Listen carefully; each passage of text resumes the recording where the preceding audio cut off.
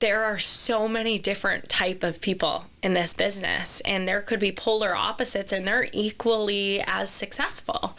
But the successful ones are the ones that find out how to do this business their way. And that's how you find continued success. And that takes time, and it takes trial and error. Most people don't get lucky enough to get it exactly right their very first time. Yeah. And it's common to go 6 months, a year when you're first starting and not make any money.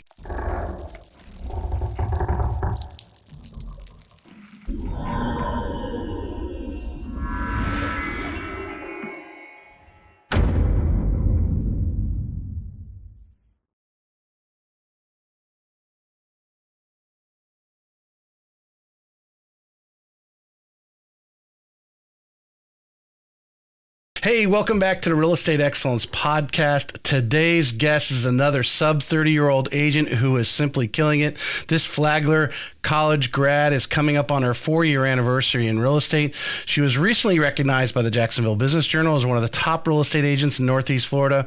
In 2023, Berkshire Hathaway Home Services Florida Network Realty recognized her in the Leading Edge Society. We'll find out what that's all about. She'll be a force in St. Augustine real estate in decades to come. Let's welcome this third-generation real estate agent, Miss Taylor Johnson, to the show. Thank you. Welcome. Came halfway across the world in the last 2 days, really, right? Just yesterday. Yeah. Traveling back, she was over in Portugal and Morocco and had some flight challenges. I don't know. When you texted me yesterday and you said you'd been up for the last 40 hours, I was feeling your pain because by that time you're like getting a headache and you're like, yeah. Starting to feel a little funky. And then to have, you said you were with a girlfriend, so you guys split up. She had to take her flights. So you're by yourself for all that time sitting in this airport. And I can imagine as a guy, but as a woman, you'd like to go find a corner. Maybe you can lay your head against the wall for a little bit, but you got to watch yourself. You do. Yeah. You do. And really the thing that was on my mind the most was the closing that I had scheduled yesterday. I was just working against the clock to try to figure out how I'm going to get back in time to be able to. And you went right to the closing from the airport? Is that so? And you made it on time from over 40 hours of travel across one pond, the Atlantic Ocean. So, well, we're glad you're back here safe. Really want to dig into you. It was always amazed me since doing the show and your episode 211 is the amount of sub 30-year-old really the agents that are killing it, just whatever it is. And I want to dig into your 4 years and what you've been doing, and hopefully the listeners will want to get some inspiration from you, maybe some tips, things that you did. I'm sure your girlfriends ask you all the time, should I be a real estate agent? I had Demi Judd on last week, and she loved that question. Holding her phone. I have a nice reel on it if you want to go on the Instagram where Demi's explaining to her girlfriends about being a real estate agent, what it takes, and the lifestyle that you have to endure behind the scenes. Right. Yeah. That the HGTV does not actually show you. Mm-hmm. Yeah. Or Bravo or those other channels. So you're not from St. Augustine, though. No, not originally, no. Tell us where you're from. So I am from a small town in Minnesota, Orono, Minnesota. Grew up there my whole life. That's where my entire family is. But, I was lucky enough to travel quite a bit growing up with my family, and I always knew the second I could, I wanted to live by the beach. So when I was making plans for college, for me, it was, it was a 3-mile radius from campus to beach, and that was Flagler College, University of San Diego, Hawaii Pacific. It was a very small pool, and that was your search mechanism. That was my miles to the beach. It really was, and I visited St. Augustine, and it was before my first night. I just knew that's where I wanted to be, was Flagler College in St. Augustine. There was no question about it. Wow. I committed. Where had you traveled before that like got you attached to the beach? What beach was it that you, like you said, you traveled? Someone in Minnesota grew up there and never had been to the beach, wouldn't obviously have a desire for the beach. Where was it that actually got you? It was actually Costa Rica. My family went there several years in a row, and I just fell in love with that beach life, the simplicity of it, the slowness of it, and the happiness of it. Yeah. And, we started going to Costa Rica when I was 8 or 9 years old and went every year consecutively for about 6 years, and I was just hooked. Yeah. Yeah. I think, you talk about St. Augustine, the locals, the local color that's there. I mean, we know our tourists come in and out. That's how they drive, which many coastal towns, that's what the tourist, the beach is the sale, whether they're coming in and spend their money in the restaurants and things like that. But when you really, Flagler is so downtown St. Augustine.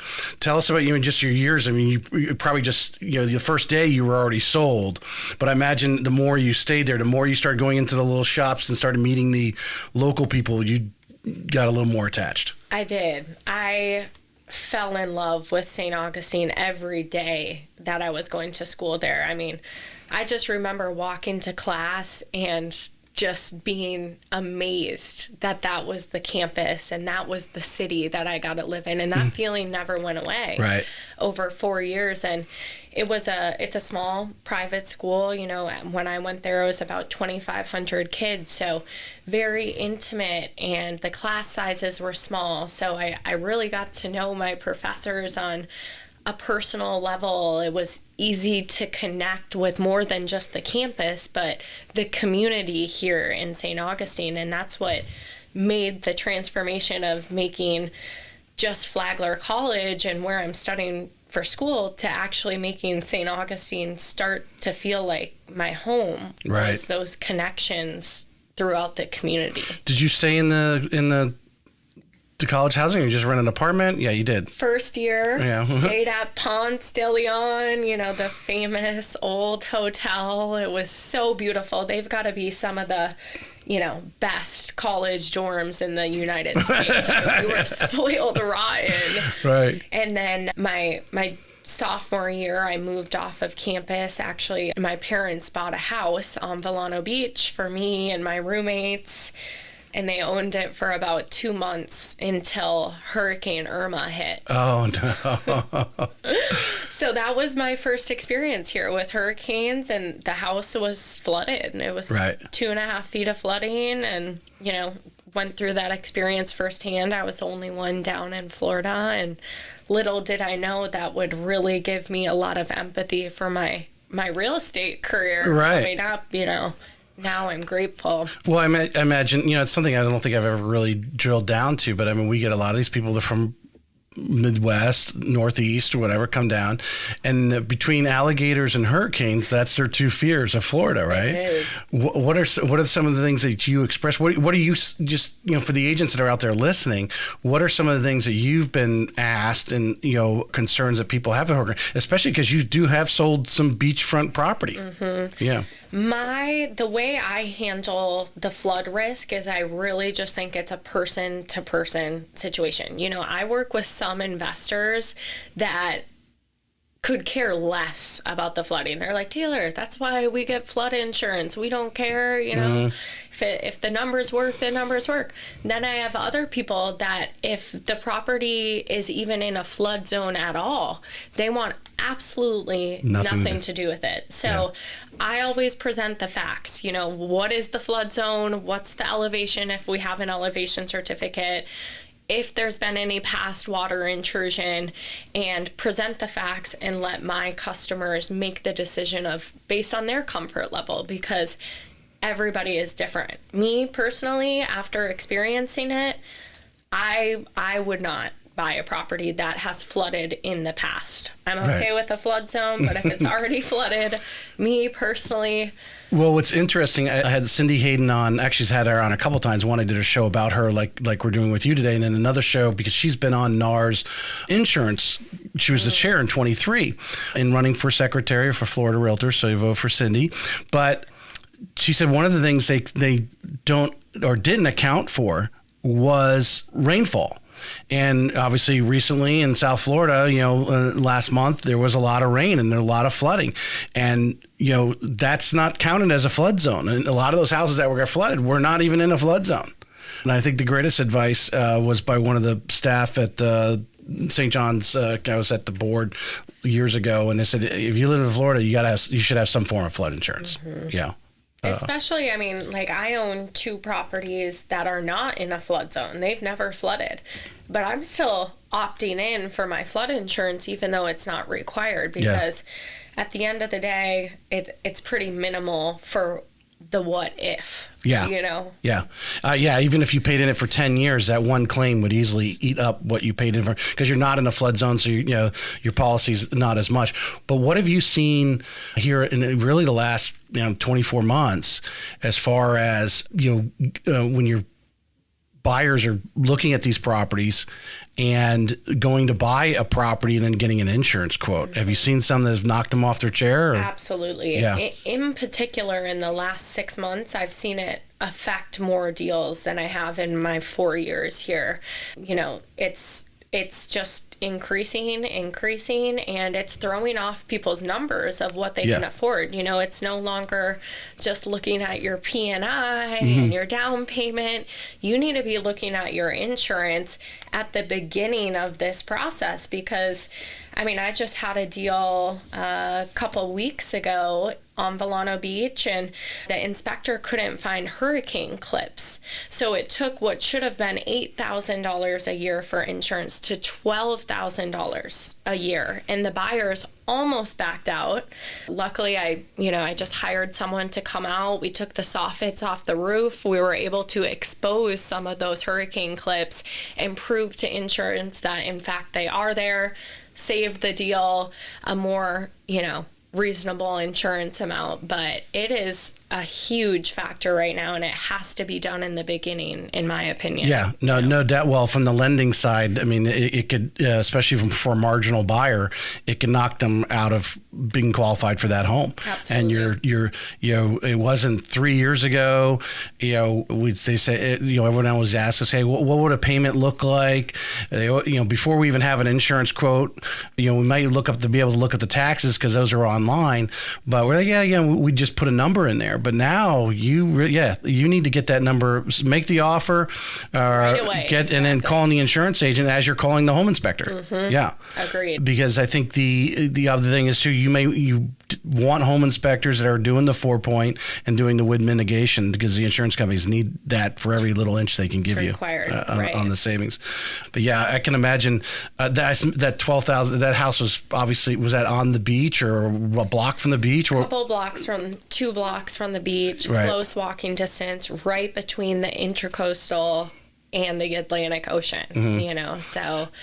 I saw someone put a reel up, and the guy was saying something about, don't spend money on replacing your roof or your hot water heater, or just spending any money on the house per se before listing it.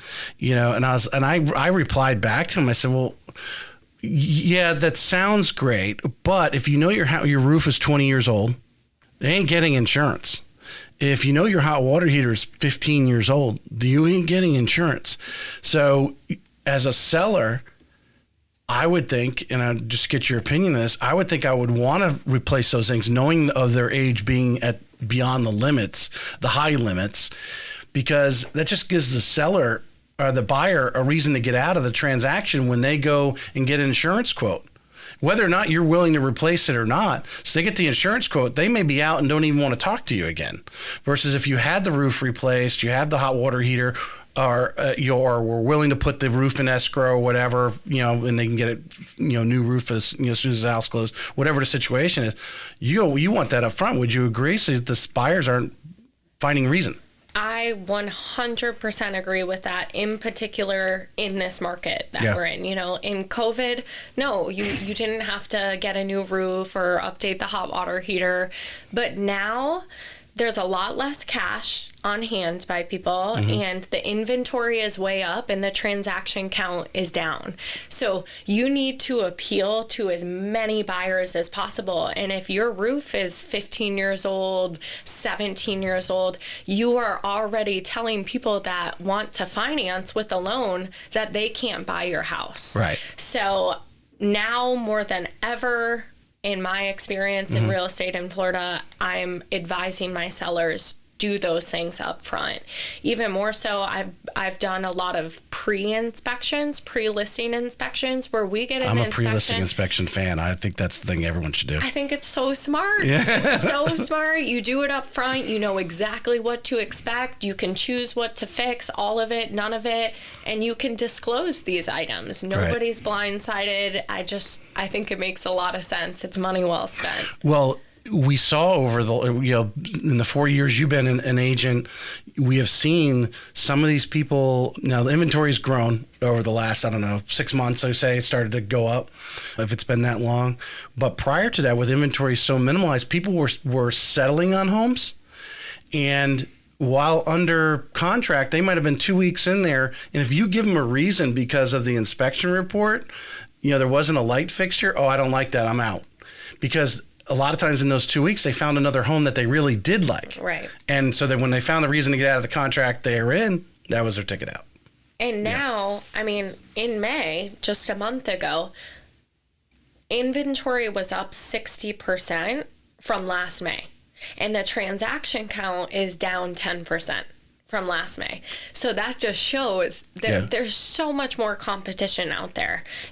2 years ago, the inventory was so low that, like you said, buyers were settling because there wasn't a lot available. Well, now there's a lot more available and there's a lot less people buying. So if you want to sell your house, you better start checking off the boxes for those buyers. Are you finding the buyers you've been working with, say in the last 90, 120 days, or even long, really probably in the last year, they really want more of a turnkey? They don't want a fixer-upper. Fixer-uppers are, there's people that want fixer-uppers, and there is a lot of money around, investors around here, that if they see any sort of upswing that they can make 20 grand, they're in there fixing that house up and reselling it and making that 20 grand. But for the home buyers, the end consumer, they really want pretty much turnkey walk in. They don't want to have to do anything. Absolutely. Yeah. People, and like you said, two totally different buyers, right? Like I have my investors on one hand, they want there to be work needed, right? That's what they're looking for. They're looking for the work and trying to get a good deal because of it. Then you have your average end consumer home buyer who doesn't have the extra cash on hand that we saw 2-3 years ago when the market was crazy, because everything is getting more expensive. Insurance, property taxes went up. So their cash on hand is going down. And now when they see a renovation, they don't see an opportunity. They see a fear of being able to come up with the additional cash that's going to be needed for a renovation. Right. So turnkey for the average consumer right now is what's selling and is what's moving quickly. I think people are still willing to overpay right now for something that is turnkey and completely renovated and all the big things are done, and underpaying for things that need work. My listings right now, I have 9 of them. The ones that are moving quickly are the ones that are turnkey and ready to roll. The ones that need big cosmetic updates are the ones that are sitting a little bit longer. What do you do now when you put those out in the MLS? All the lender, we all have renovation loans and so forth, but the upper echelons of these lenders and banks, they feel that product is underutilized.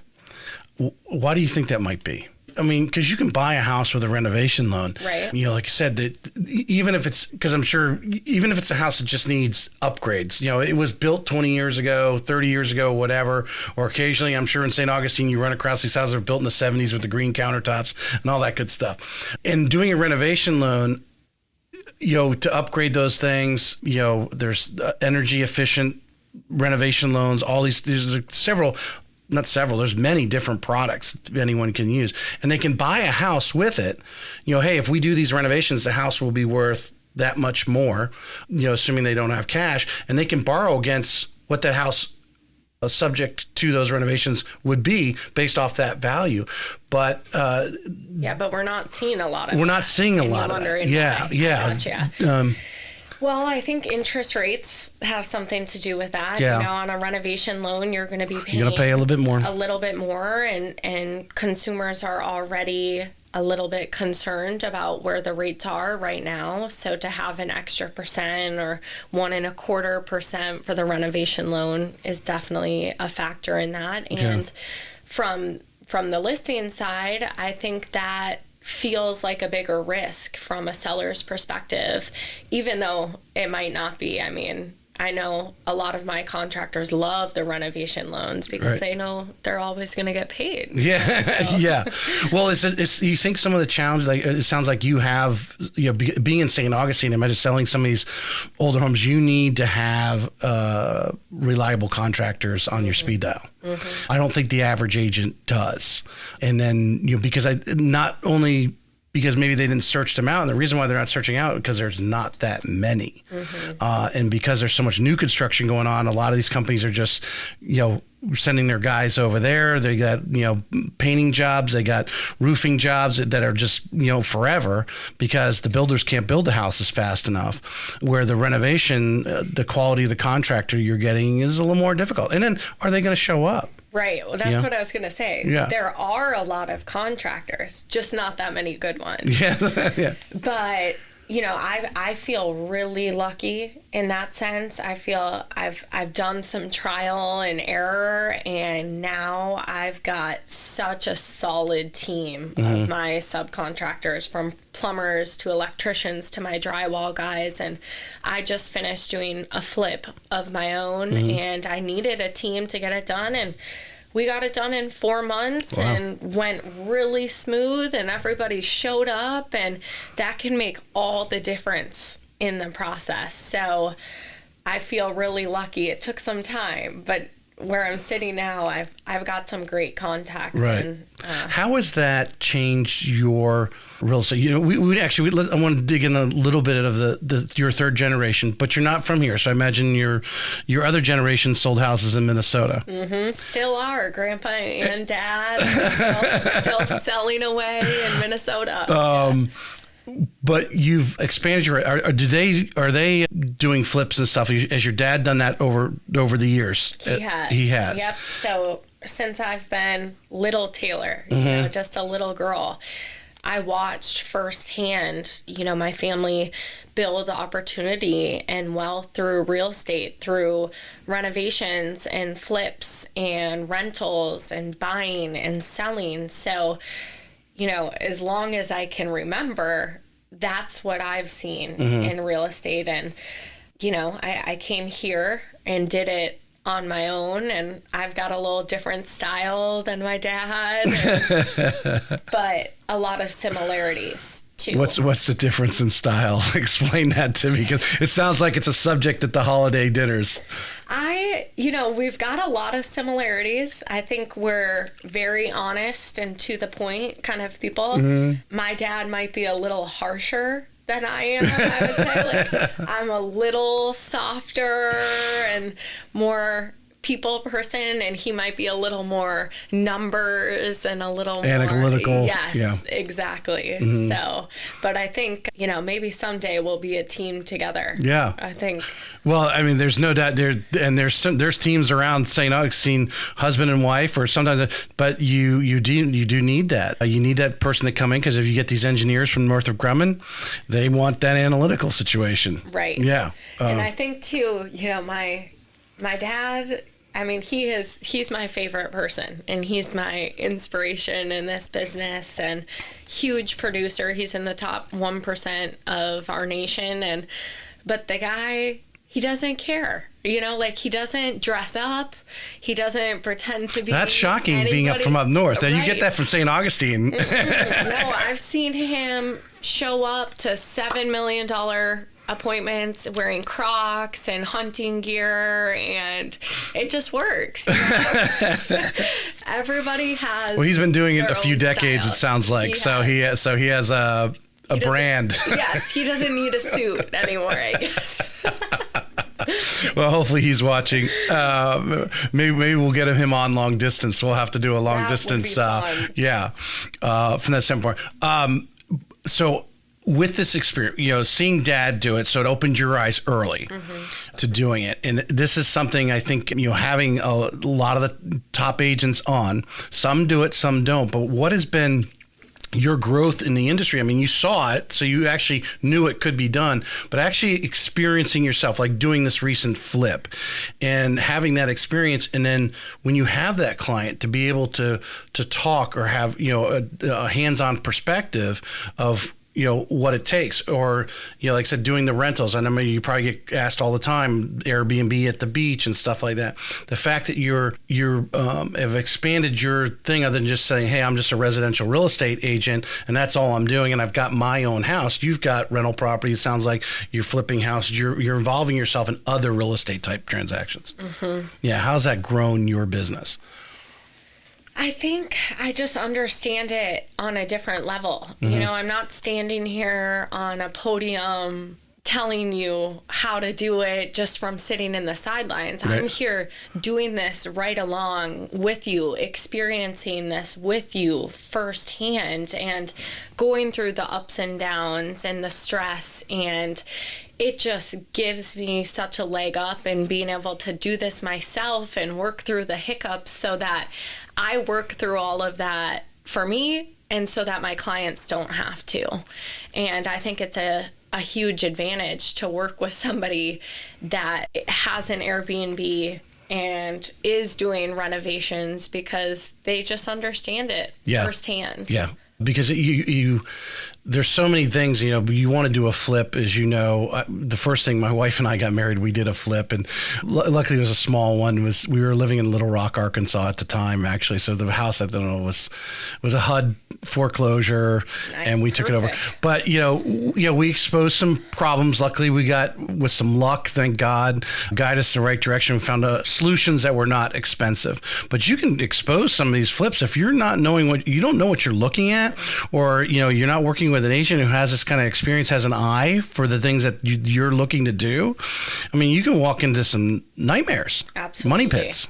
Yeah. And it's a very different need for someone that's looking for home and someone that's looking for an investment to make money on. Right. It's two completely different sets of eyeballs, and I can be either or, but there are a lot of agents that only like to work with the end user and the person that wants to make it home and the family, and but to have the set of eyes to see the numbers and to be able to look out for them. And the benchmark I use is, if I had this money right now, would I invest it in this property? Right. And if I wouldn't, I don't want my customer buying that property either. Right. Was your goal when you went to Flagler that you were going to go into real estate, or did you have some other aspiration?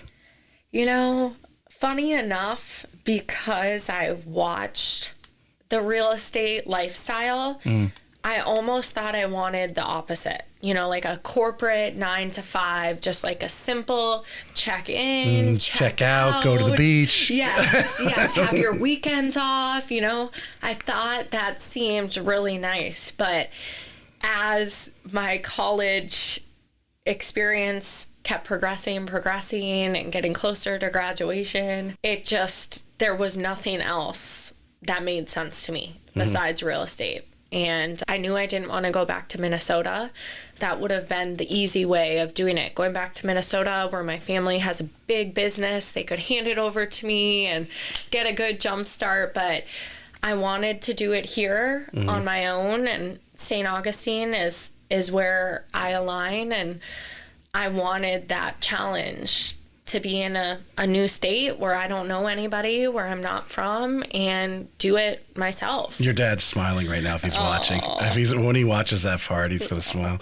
But St. Augustine is different.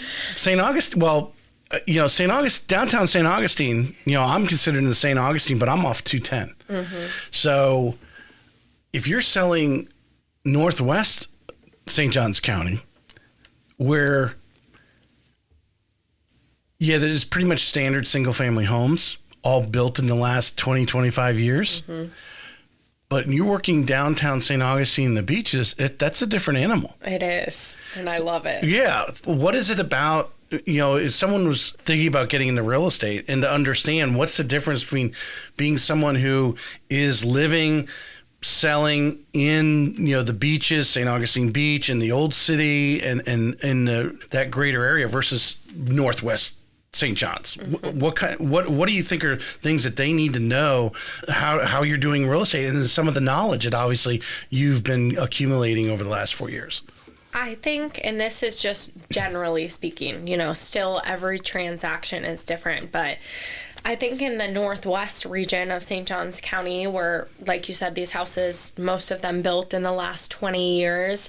In planned urban developments, communities, HOAs. Exactly. Yeah. You get really used to the same process almost. Yes, every customer is different and every house is a little different, but your process of how you do things can be the same every time, and you get really good at that process. A lot of times you don't need a survey because you're in the planned urban development and the title company accepts that survey because that's what and the zoning is similar and the timelines are similar and the getting a loan isn't a big deal. It's common, but you get into downtown St. Augustine or the beaches and some of these houses, I've sold houses that are 100 years old. Yeah. When you have a 100-year-old house, everything looks different. What type of loans you can get and what you need from that inspection and what things to look out for and what amount of wood rot is normal versus what is not. And if you need a structural engineer to come out there and then you get into the beaches where you have flooding risks and different histories with different concerns. And to me, that's fun. The reason I love this job is because every day I don't know how it's going to go, right? I don't know what to expect. Yeah. Every day is different. And I like selling houses that have character. I like selling houses that are one of a kind and they don't look like the house next door. That to me is fun. It keeps me on my toes. It forces me to be constantly learning. Nothing surprises me anymore because I've seen, Have you had any, you could be some of those houses being as old and maybe been in families for 100 years, come across some interesting title issues? I've been lucky in that sense. I haven't had any crazy issues with title, but I have had a really old house, one that I just sold after closing. I represented the buyer. They were doing a huge flip, huge renovation. They were up in the attic and sent me on one of the trusses. There was a carving in there. Uh-oh. And honoring the old seller that had passed away and the ashes. We're sitting on the... Yes. That's the stuff you see in old houses. that was... Was it the previous owner or maybe an owner that was... It was the previous one and only owner. Oh. Mm-hmm. There was only one. And, that was interesting. The first time I had That was the first time. I thought you were going to say they carved a treasure map in the wood or something. I could see that happening too. It could happen. You never know. Oh man, let's talk about your choice because I think one of the greatest challenges, and I know your girlfriends are always asking you, should they get into real estate and so forth. And I think one of the biggest missteps someone can take and why 80% of agents, one of the reasons why 80% of the agents never renew 2 years and they're out is because of the broker they align with. They think for whatever reason, they choose where they go and they don't know any better. They only know what they know and they don't know what they don't know. And how important it is and to knowing what you know now and knowing other real estate agents to really align with how that broker does business, because there's some really good brokers in the old, all through St. Augustine Beach and so forth. They all do business a little differently. Mm-hmm. you went to Berkshire Hathaway right away. You've been there 4 years. I imagine if you've been there 4 years, you're aligned there. Did you do an investigation or did you just get lucky? So I did do an investigation and I didn't get it right my first time. Okay. Actually, my first 3 months only, I worked with a different brokerage in St. Augustine, and it was the opposite of Berkshire Hathaway. It was very small and local. There was only 8 other agents there.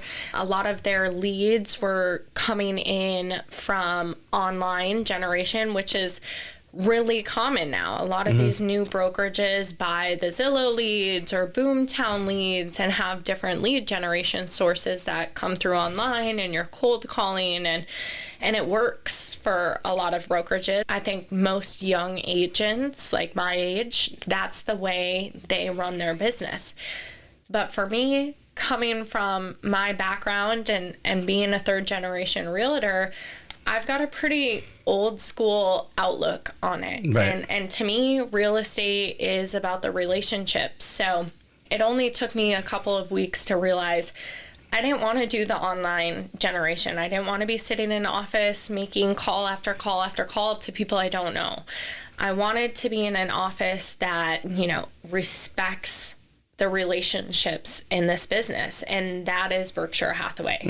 They are very old school in that sense, and that's what they preach to us as agents, is using our sphere of influence. And that's the way I was taught from my family, is you treat people well, you work really hard, and you be yourself, and you will attract customers that align with who I am. Right. I don't need to be super salesy. I don't need to be somebody that I'm not. I just need to work really hard for people and do the right thing for them. And ever since I switched to Berkshire Hathaway, I've had the space to be able to do that. There's no pressure on me to do any sort of lead generation, and that's what works for me. I play tennis and pickleball, and I'm a member at Marsh Creek, and I have my running club, and I'm involved at Flagler College. And that's where my business comes from.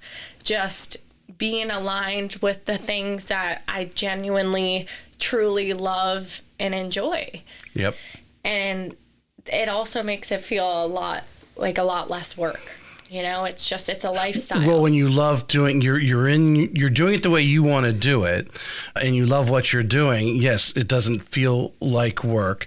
We don't want to downplay the way those other brokers do business, because there's people who they need to, obviously, if you probably went there initially thinking, I don't have a sphere, so let me get the online leads, but then started thinking about the way your dad did business, the way your grandfather did business, and that's the way you wanted to do business, and that led you away. So your girlfriends that ask you, do you discuss this in any way? Like, hey, you need to find your niche. You've seen real estate for your whole life. A lot of them haven't. Right. And I think you're absolutely right, because I'm not downplaying the other business models that have leads, because I know fantastic agents that generate their leads from online, and they are incredible, and they're crushing it and doing a lot of business. And for some of my girlfriends, I would actually recommend going that route. Someone that might not have a sphere here, someone that might not have a lot of community involvement. Having lead generation from online is the perfect way to start your real estate business. Yeah. And some people also really like and value the structure of, you make phone calls from 8 to 10 a.m. every single day. Some people, that structure is exactly what they need. And other people... Gets them out of bed, gets the day going. Yeah. Exactly. And other people, they are not going to like the structure. They're going to want the autonomy and the freedom. So it's just knowing yourself and your values and how you work most efficiently, and then finding a brokerage that helps you do that, because that's what your brokerage is supposed to do, is help support How did you find Berkshire Hathaway? Well, my dad and grandpa worked with Berkshire Hathaway for about 20 years. Okay. So I had heard that they might be a good company. Well, And they're in Minnesota. So I think I would call that luck that the broker here, or is Berkshire Hathaway really good at drilling that culture into a majority of their, we can't say that every one of their franchises runs, the way to Minnesota or way St. Augustine runs for you, but is Berkshire Hathaway really creating that culture from that national level? Or do you find the broker within that office creates that culture?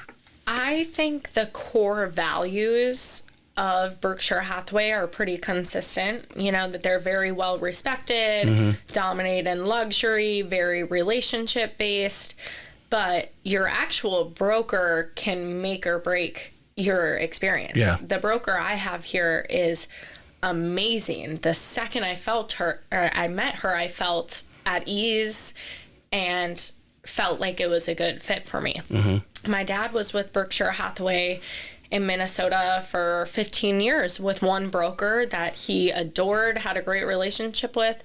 She left, new broker came in, and it wasn't a good fit anymore. Yeah. So yes, you do have your company values, and I think Berkshire Hathaway does a good job of staying consistent on their core. But then you have this other layer with the actual broker on site, which will without a doubt make or break your experience. The core values are not enough by any means. I always, I've said it a handful of times in the show, but not recently. I really feel there should be, whether it's at the St. Augustine board, at NEFAR, or any other that wants to put a panel together because there are some brokers that will tell you, I'm going to say Kim Knapp right off the top, she'll tell you to go interview other brokers and then come back to her if you feel there's a fit. She totally understands it, because the last thing any broker wants to do is someone to sign up on her, not realize it's not a good fit and leave, especially in a short period of time. Rips their heart out, especially brokers who are pouring into you. But maybe they're pouring into you is not the way you want to be poured into. It just doesn't match. It's like some different relationships. But to have almost like a panel that these new agents who are going through their initial licensing, they can go and sit down and actually, in front of 3 or 4 brokers, and they're going to tell them different things, how the business is done differently depending on what broker you're done. Because just like every agent does their business differently, whether getting online leads or working, organically like you do, there's so many different ways to do it. And I think a lot of the failure rate of new agents is because they aren't exposed fast enough to realize there's so many different ways, and they're trying to find their way, and time runs out. You're right. Absolutely. And it's not an easy business. I think there is a misconception about that too, of thinking it's a quick, easy way to make big money. And this job is hard, in particular in the beginning when you start up. Have you had to crawl up underneath a house yet? Yeah. A couple times. Yeah, I don't even wear heels anymore because I never know what I'm going to be doing in the attic, under houses, but I think that's what's so fascinating about real estate is there are so many different type of people in this business, and there could be polar opposites, and they're equally as successful. But the successful ones are the ones that find out how to do this business their way. And that's how you find continued success. And that takes time, and it takes trial and error. Most people don't get lucky enough to get it exactly right their very first time. Yeah. And it's common to go 6 months, a year when you're first starting and not make any money. Yeah. And you've got to have savings lined up or a plan in place to be able to do that, because if you make a transaction in your first 6 months in a traditional way, there's other brokerages that might give you more opportunity to do so, but in their traditional way, to make a transaction in your first 6 months, you are a star. You're in the top, just being able to accomplish that. So you made the transition after about 3 months in the Berkshire Hathaway, knowing what you know about real estate. Tell us what you were doing at that time to create some business that first year. Yeah. So for me, the passion is just so genuine. You know, everywhere I go, I'm talking about real estate. And the thing is, people love talking about real estate. It's a great topic that everyone really has some level of knowledge about. So to me, or at least opinions about. Or opinion. That's true. Maybe not the knowledge, but the opinions. They are there. Yes. So I think just living, breathing that, you know, every day I was reading about real estate and knowing my statistics and going to the things in my life and opening conversations about them. And like I said before, for me, it's not forcing it. It's doing the things in my life that I love and being who I am and treating people the way they deserve to be treated. And real estate just comes up naturally. You know, people are curious about the topic, and it was my goal to be that person for everyone I know. I want to be the first person they think of when they think about anything real estate related. Right. It could be about a rental. It could be about a completely different market. It could have nothing to do with that person buying or just a general question, maybe not even really buying and selling, but just, you know what?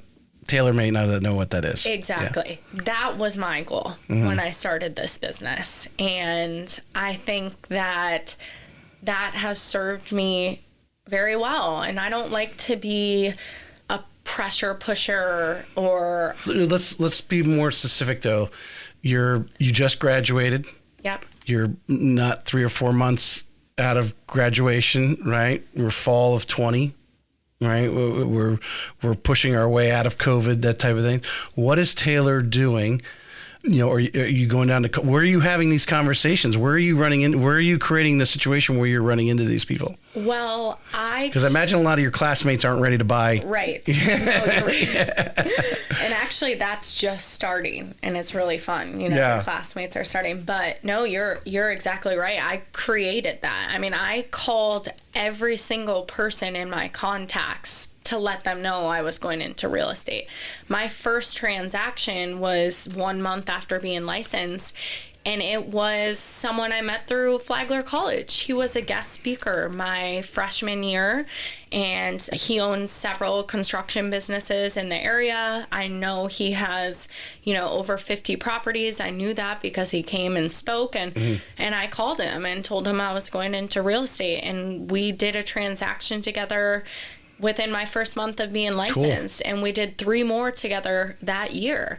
My second transaction was one of my professors, whom I also called and let them know, hey, this is what I'm doing. I'm graduated. This is what I'm doing. Please let me know if you know of anybody, and just spreading the word. And then some people would say no shame, but we also go to these trainings and events, and they tell us, why would you want someone to do what you know about real estate, knowing about you and how much you care, and you're going to be thorough and be the best possible agent anyone could get.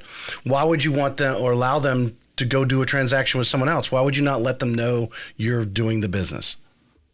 Why would you not let them know? Yeah, I mean, why would you not reach out to that professor? You know, right. I mean, I know there's other Flagler grads that are doing real estate in St. Augustine, and most people would say, oh, yeah, Sadie and Luke, yeah, they're Flagler grads. They probably already know that professor, and he'll probably go with them because they're more experienced, and not make that call. Right. But I don't know. I just think the way I was raised, because my family is in this business, I was led to believe that I could be successful at anything that I decide I want to be successful at.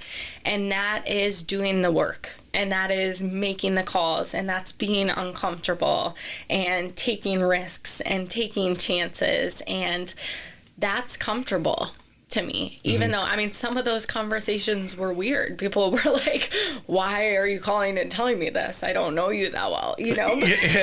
But those aren't the ones that I was worried about. Yeah. The ones that I was worried about were the ones that were positive and going to help my business. And being here by myself on my own and not having family or peers that are ready to buy, I knew I was going to have to be uncomfortable and take the risk, or it would have never happened. And then another thing, I think, for somebody starting out that might not have a spear, or maybe they do, is getting involved in the community. I mean, that was my next question. What are the things that you're directly involved with? Yes. Yeah. So right when I graduated, I got involved with a running club. I've done several transactions from people that I've met there, and those weren't forced. It just happens organically from sharing something, the love of running and going consistently and getting to know each other. I am a huge pickleball player. Big pickleball fan, and that's really similar. That's something I do a couple times a week, and you meet so many people. Where are you playing pickleball at? Is there a park or something? Yes, Ron Parker in St. Augustine Beach. And if anyone hasn't tried it, it is so recommended. It's all ages. It's much easier to learn than tennis or paddle. And it's just so much fun. So that's something I do a couple times a week. I'm constantly seeing the same people and meeting new people, and everyone on the courts knows that I'm a realtor. You know, it just comes up, and people ask me questions. It comes up, or you wear a shirt that says Berkshire Hathaway, and they know exactly what to. Yeah, you don't do it. That's a good idea. Yeah, but no, you got to tell the broker he needs to get some swag, some pickleball swag. You're right. You're on to something. Yes. Yes. But no, I think if you're really aligned with being a realtor. Oh, hold on a second. I just got a vision. Get pickleballs with your number on them. That's actually very smart. Yes. Because I imagine they wear out after a while, and you got to get new ones. You have to. But you don't use new ones every game like you may in tennis. Right. Right. I am going to do that. And people, they really don't last that long. The pickleballs, they're easy to break. So. I don't know what they cost, but to get them engraved with, Taylor Johnson, Berkshire Hathaway, and the phone number there, or your website or whatever, you're looking for real estate, you need to call me and just start handing those balls out. Just give them out. Yeah. Yes. And I still like the clothing. Like, I would love a pickleball dress with. What do you? Well, let's go into the other. So you're playing pickleball. What are some of the other things you're actively doing on a regular, weekly, monthly basis? Surfing. That's a big part of. There's a little my clique culture that you. Absolutely, it's a pretty small community, that surf community, and. I mean, that's the thing that is so awesome about real estate is it's really not a job for me. Like, it is my life. Everywhere I go, when I go and surf, I don't even have my phone on me. But when I'm in the water, the guys out there are asking me what's going on in the market. You're sitting there waiting for the next wave, right? Yes. Exactly. Same on the pickleball sideline. Same when we're running at Run Club. I mean, it is with you everywhere. And so for me, it is just being authentic to who I am. I feel like I'm a very friendly, bubbly person. I mean, I know everybody at my Publix who works there. They all know I'm in real estate. It just is talking to people and being genuine. It sounds so simple. And I think a lot of people, and I can be that way myself. I could be generally bashful until someone reaches out. And if you I wouldn't say anything to you, but if you came to me and said, "Hey, I'm Taylor, I'm in real estate, need it," then okay, great. But then we'd start a conversation. I think some people are afraid to approach you. They don't want. There's this great Kim Perrell. She's on LinkedIn. Businesswoman's created some great business. She says, "Stop caring what other people think of you. Stop caring what other people. There's going to be people that like you. There's always going to be somebody who's envious or doesn't like, for whatever reason. I don't know. They don't like blondes, whatever it is. They don't. It's just they got to go. Don't worry about them. Let them go on with their life. But you've got to. Most people do want to be approached and create a conversation. It's just human. That we want to interact, It's natural. Yeah, there's many of these people going off in the woods and don't interact with anyone. Realize that's not good. It's not healthy, actually. So, I will put a plug in. Actually, I'll put two plugs in here. Limelight Theater right now. The state pulled some funding back on them. They've had some staff change, but Limelight Theater is a treasure for St. Augustine. Have you ever been to Limelight Theater before? One time. One time. It is a totally volunteer actors. I think there's only like 4. It's a 501c. It's a treasure for St. Augustine. They need people over there. You want to go over and interact with people? I could set you up with that. I have inside people there. They just need for anything. I mean, if you just want to go over and be an usher. So we can talk about that afterwards. I'm glad you brought that up, though, because that place is awesome, and I haven't been there in too long. Yeah. So good reminder. Yeah. And then I need to do a drop for my mug, which you have one in your gift bag there. I'm going to put here on the camera. This nice laser engraved from Remy Graphics. Ooh, and here's the thing. Again, in front of the camera correctly. Remy Graphics right there. If you want one-offs made for your closing something, you don't need to order a dozen. You don't need to order a gross of them. She'll do one-offs for you. So John and Sally, welcome to St. Augustine, and they'll hold on to that forever. So Remy Graphics, RemyGraphics.com. There. Awesome. Yeah. But yeah, Limelight is a treasure there. What do you think I almost want to ask this in 2 different questions, because I want to know what your greatest challenge is for you personally. You knew what real estate was all about, so you're coming in with it. But when you in the last 4 years in the actual business, what do you think is your greatest challenge that you're like, man, I got to get better at that? I think that I have 2.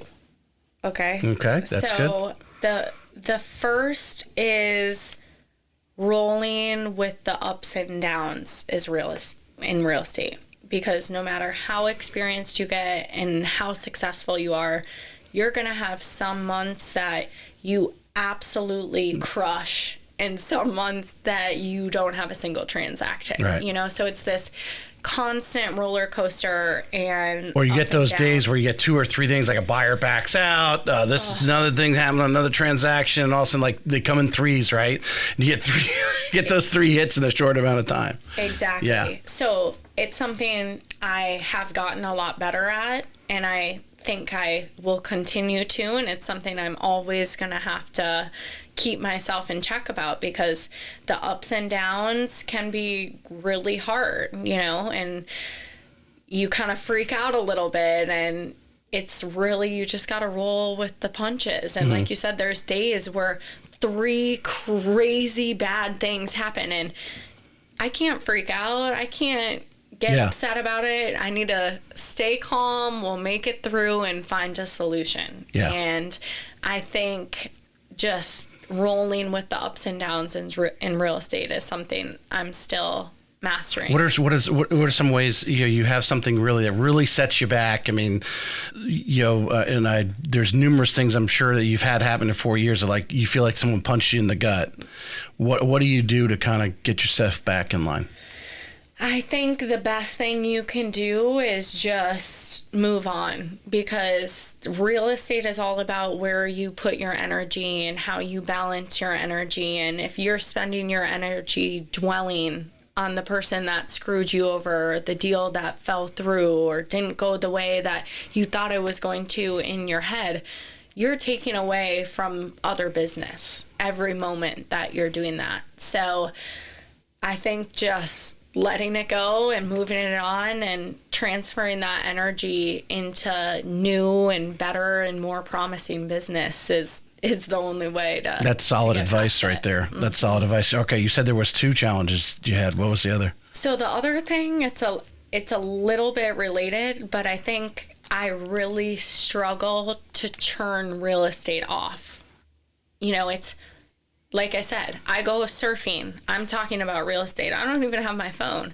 I'm at a dinner party. You're having withdrawals? Yes. I'll be at a dinner party with my friends, and I get a phone call that's important, and I step out and take it. It's the second I wake up in the morning, I have messages that came in overnight. So the second I wake up, my mind is already on real estate. And Right. luckily I'm obsessed with it, so I don't mind it. But I do think it's healthy to turn your brain off of it, to be able to reset and recollect, to go after it 10 times harder. How did you survive? How long were you gone? 10, 14 days? Yeah. 14 days. How did you survive out of the country? Well, the first 8-9 days were really hard for me. Like, I felt so conflicted. I still felt that pressure to have my phone on me 24/7, and felt like I was really struggling to balance trying to be on vacation and being overseas while also trying to be the best realtor ever. And Right. how, so it took me, the first half of the trip to really settle in. But by the second half of it, you are always there for the things that really matter, because there's different level of priorities. There's some things that will need my attention right now, right away. And I'll be there, even on vacation, to take care of it. But you know what? There are other things that you don't need me right now. Yeah. I'll be back in 3 days, and Yeah, it'll be we'll talk about it then. It'll be okay. Yeah. So just finding that balance. You just the whole time you're saying that, I'm thinking, obviously Alcohol Anonymous, just a realtor. Anonymous. We need to, because you and every realtor that's doing any business has that whole withdrawal. I mean, right now mortgages are slow, so the calls aren't coming in. But in 20, we're carrying our phone around. We're taking the calls. All we know if the real estate agents call, things are happening fast, and you gotta you become addicted to it. It was leading me into my next segment that I wanted to go into with you. It'll come to me. You were leading me there, and then of course I had to pull myself off on a tangent. On Realtor Anonymous. This is a hot topic, I think, all the time. This is any successful real estate agent has come to it. I went to a mastermind a week and a half ago, almost 2 weeks ago, where they were talking about, the topic was teams, but really when you went to the mastermind and the agency, you had some different types of team leaders in there that were talking about, but you have a lot of agents who've gotten successful, and you come to a point where you can't do it all. They're just a lot of people believe it's somewhere between the 5 and 7 million. You start doing north 7 to 9 million, you are maxed out. Just with the amount of business and all the things you guys got to do on every transaction, and run around making listers happy, making buyers happy, all those types of things. Have you reached that point?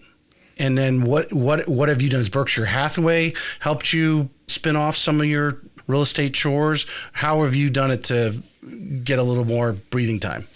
I have reached that point now, officially. So I am still actively working through the right solution for that for me. But, when I was on this trip, this was the first time I hired 2 people to help manage my business while I was away, so I could have some breathing room. Because last year I went to Europe and I worked 8 hours every day. I was there, and the friend I was with wanted to kill me. So this year, that friend didn't go with you this time. It was a different friend this time.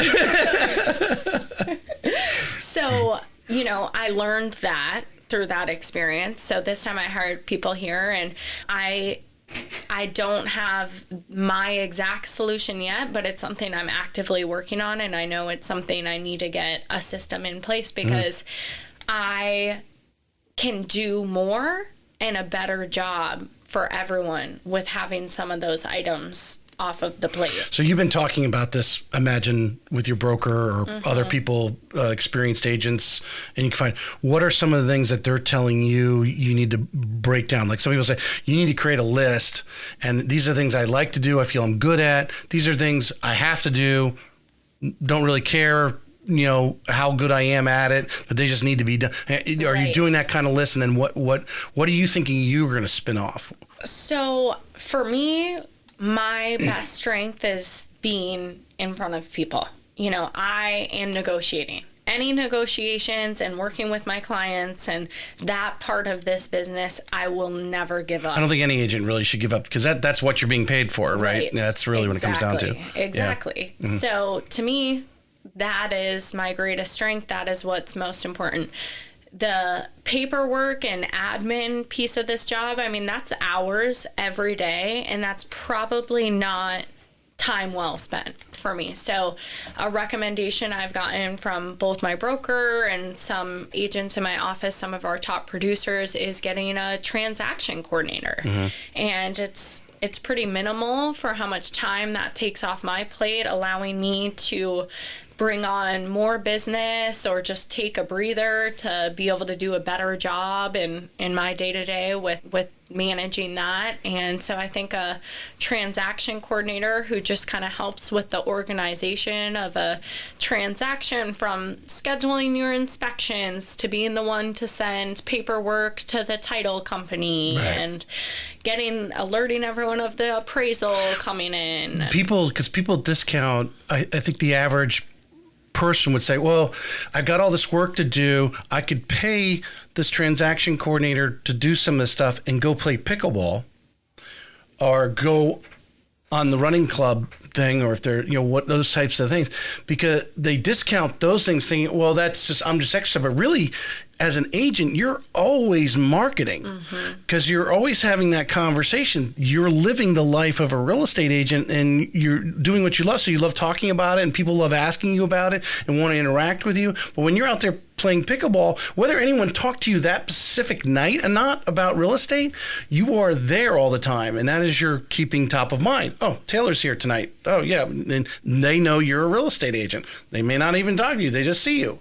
And I think people discount that because they're like, oh, I can pass on pickleball tonight because I'm going to go do paperwork. Right. Yeah, but not realizing that may have been the night when someone might have forgot, and another real estate agent walked in front of them, or their friend asked about it, and then they forgot because Taylor wasn't there to remind them Taylor's a real estate agent, even whether you said anything or not. They just see you. Oh, she's a real estate agent. I know that. Reminder. Boom. You know what I'm saying? I think people discount that part. Yeah. I think you're right. Yeah. I think you're absolutely right. I am generating new business at running club, at pickleball, at surfing, at meeting people on the beach.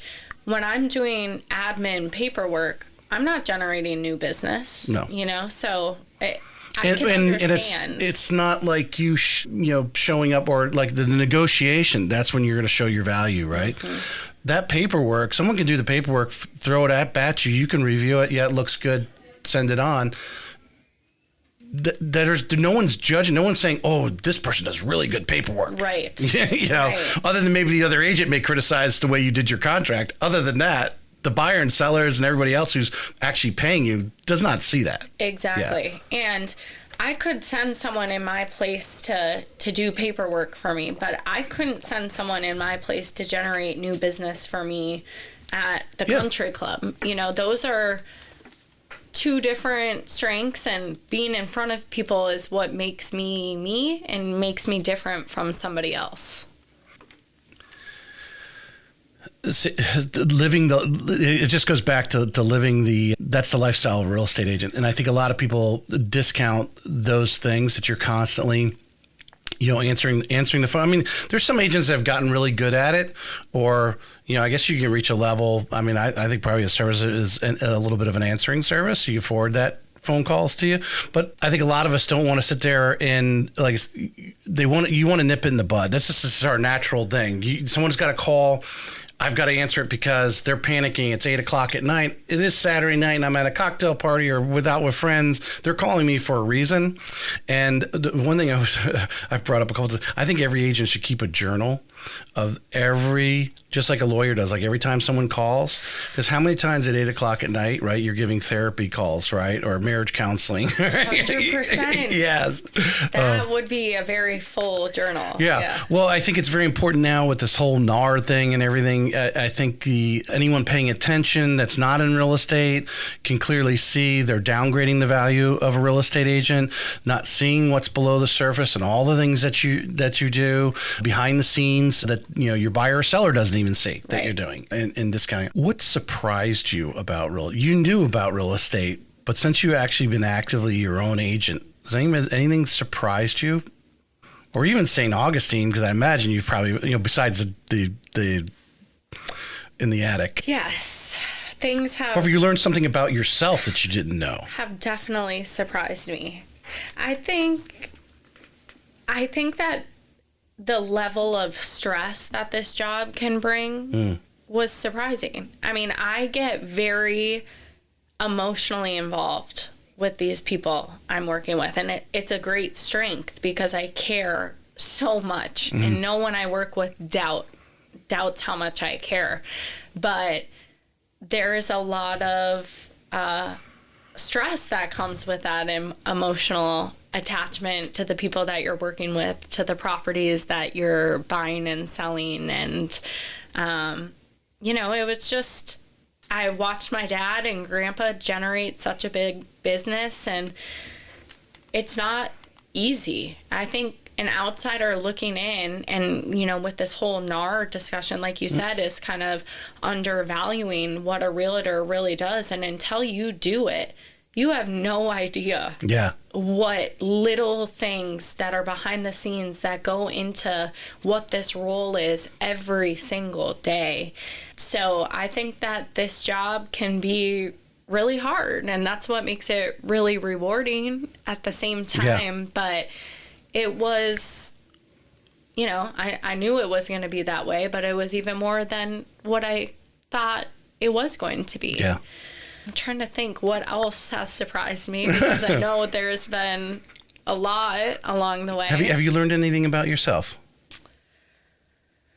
Did it get you out of any comfort zones? Oh, yeah. It's gotten me out of my comfort zone in every way. I mean, in real estate, you have to have a lot of tough conversations. You're telling people things they don't want to hear. Give me a story. I want a story on that. You got to have something that came right out of your mind. A tough conversation. Tell me a tough conversation that you've had that you probably sat in the car a few minutes to. Like, how am I going to present this? Yeah.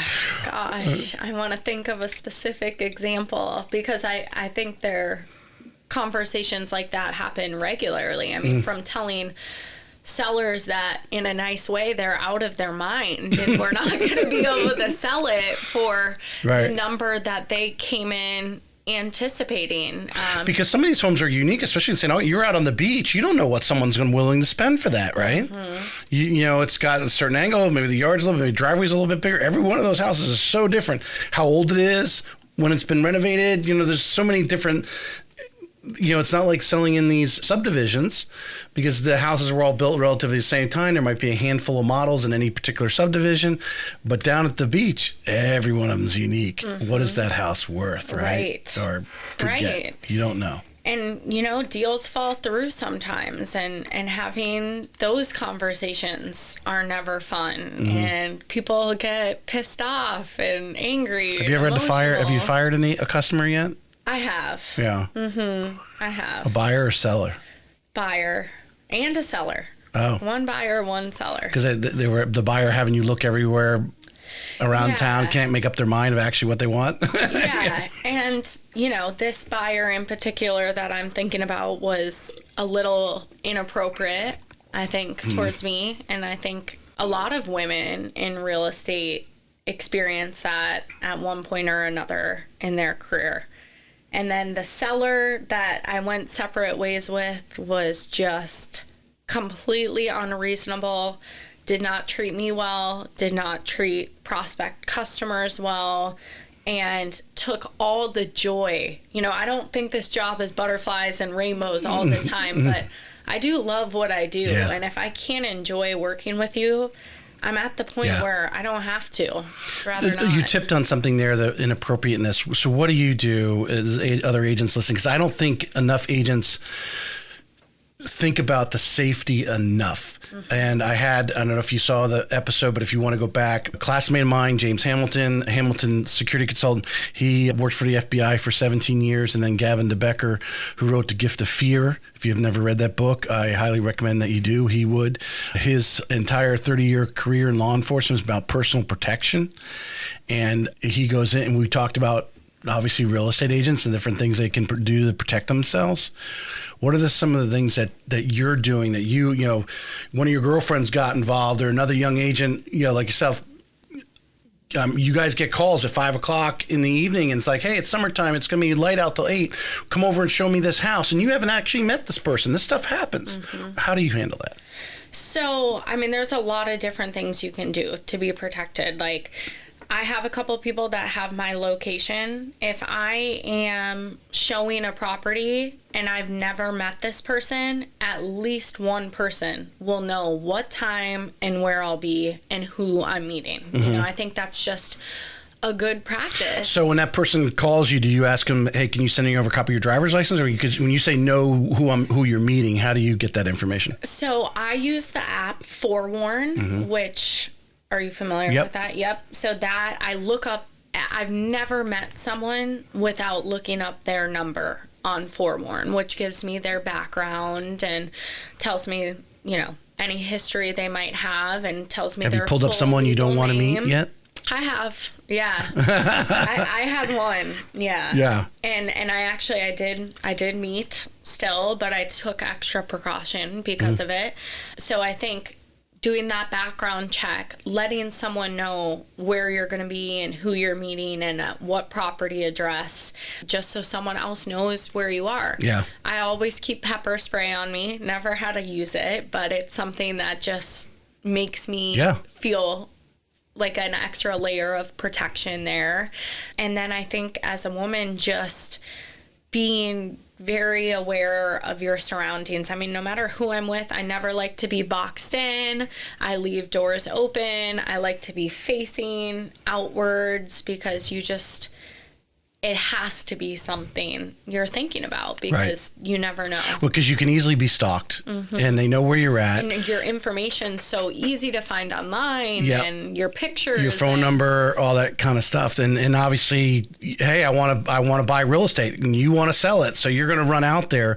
But I don't think Forewarn is, you have to be using it. And obviously being a Florida Realtor, it's provided for you there through that. You must be using that. It's something you need to be thinking about all the time. I think I would suggest go back, and anyone listening to this, go back to my interview with my college classmate, James, because this is really something he's seriously passionate about. He speaks all nationally about it, all these conferences and so forth. And we talked about, how you go into a house. Do you go in front of don't walk in front of your customer, or especially telltale signs. If they're in a rush. I think one of the things that gift of fear. The bottom line, it is a long book. So if you audible, but Gavin DeBecker is known. He talks about it because he interviews all these people who've been attacked, right? And they go through these emotional states like, I really didn't feel comfortable. That right away. Listen to that. You've got to listen to your internal instincts, and women are better at it than men, just naturally because of that. But like you said, I mean, from these people that have been attacked, it's so easy to have that feeling and convince yourself, but they have $1 million budget. But I'm sure it's fine. I don't know them. You kind of... I don't want to be racist. I don't want to be biased. I don't want to be this or that. We go through all those. Yeah. But if you have that feeling, it's there for a reason. And it's always better to be safe than sorry. Yep. There's no amount of money that's worth the risk of your safety or well-being. Well, I imagine, like you took extra precautions. Bring along a friend. Say, hey, I'm training this other agent. They're shadowing me. What are they going to say? Right. Yeah. It's perfect. Yeah. Bring somebody else. And another thing is too, which is, it's good for business, but it's also good for safety, is I spend a lot of time investigating somebody before. It's not like I just get a call and they're like, hey, oh my gosh, we saw this property. We're only in town today. Can we see it in 1 hour? We get those calls. But I say, yeah, sure, we can make that work. But here's my 20 questions for you before we get there. Because A, I don't want to waste my time. And B, it's not safe for me to meet you with no context as to who you are or what your plan is and where you're coming from and what your story is. Right. So I think doing that investigation up front on that very first call is really important too. Right. And now with the whole NAR thing and they went to the buyer consultation, you have an excuse. Right. So you can throw in those other questions. I want to finish with this. We didn't really talk about your marketing other than, you personally, like playing pickleball, you're in the surfing, you're running, you're doing those other things. What do you do though? Now you have 4 years of customers. You've got imagine people that haven't been customers yet, but you went to Flagler for 4 years. You've created friends and associates all around St. Augustine. What do you do to stay top of mind with them? So I think for my generation in particular, I mean, now everybody, but is social media. And social media does not come naturally to me at all. It's not comfortable for me. Well, you can go on your Facebook, and I believe there are high school pictures in there. You can see Taylor's high school photos on her Facebook. Oh, gosh. I might delete them before you get there. But, I think that is a great way to stay connected with people and top of mind, like you were talking about earlier. And even if it's uncomfortable to be on video and posting about all your success, it doesn't come naturally to me at all, but it is important. And people need to see what you're doing in your business and who you are as Taylor, as a realtor, and who I am as a person as well. So social media is great. I'm still very involved with Flagler College. I speak in a couple classes there. I know the professors. I'm involved with the alumni groups. That's a good one. Great marketing space for me to stay connected. I'm a member at Marsh Creek Country Club where I play tennis, and that's a great way to stay connected with the community as well. Well, I think would you agree from the social media standpoint, you're not out there trying to be Mr. Beast. You're not trying to own Instagram or YouTube or any of the other. You just want, for the most part, your friends and family to see you on a regular basis doing your business. Right. Exactly. And, there's a lot of realtors that are licensed and they might not be generating that much business. So for me, it's important that people know I'm not just a licensed realtor, but I'm out here producing and selling quite a bit of homes. So the experience is there. Yeah.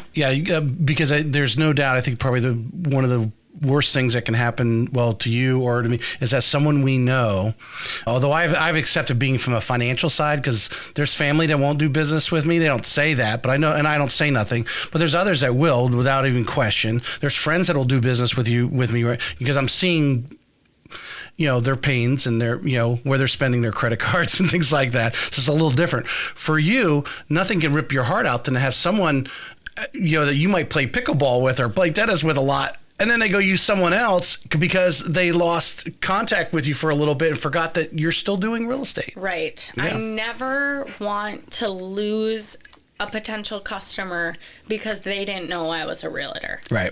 So I will go out of my way to make sure everyone knows that that's what I do. And it's easy because that's what I'm doing all the time every day anyway. And you love it. Yes. I'm concluding with that. Is there anything you'd like to add? Anything like you say? I just thank you for doing this. Yes. And I feel really grateful. One thing I've noticed in others my age is at 26 years old, there's a lot of bebopping around to different careers and still finding what somebody is aligned with. And every day I just feel so lucky that I was able to find that right out of school and haven't questioned it. Oh, no doubt. I am totally jealous of that because it took me probably till I was in my 30s before I figured it out. Which is normal, though. Which is totally normal. Yeah. But you found your groove. Yeah. Do what you love. Exactly. Thank you for coming on. Thank you.